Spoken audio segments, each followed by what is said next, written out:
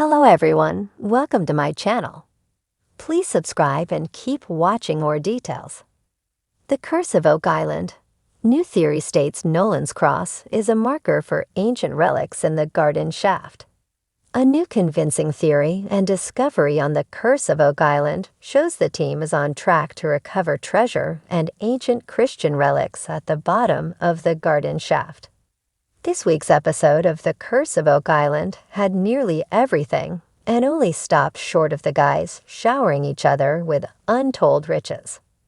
It was a particularly exciting episode that showed the guys making real progress in the garden shaft as they uncovered a potential depositor construction and a fascinating theory that states they are on the right track to find the treasure.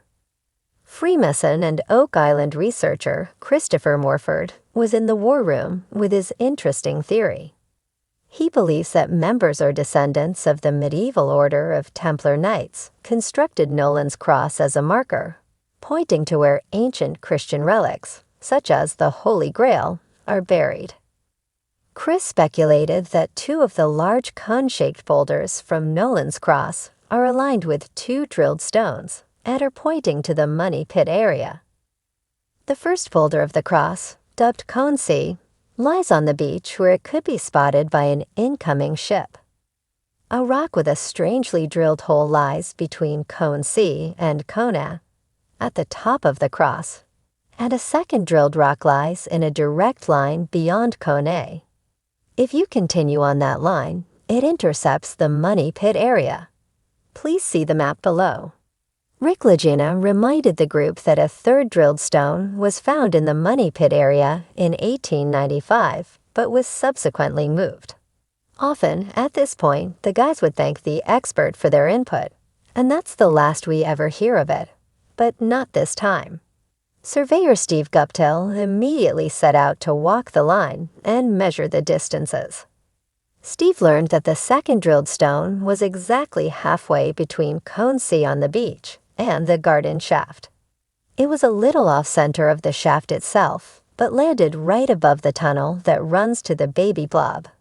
Speaking of the tunnel, Rick and Marty went down the shaft and tried their hands at drilling. Marty gleefully told the camera they were returning to their routes as their grandfather had first come to America to work in Michigan's mines. The Laginas had a great time down there, though they did find it exhausting. "It's no job for old men," said Marty with a big grin on his face. They weren't just playing, though, as toward the end of the episode, they uncovered wooden beams, which the guys concluded was the tunnel going toward the baby blob. The beams appeared to be rounded, which suggests an older construction, and the historical documents described rounded wood beams in the initial discovery of the money pit.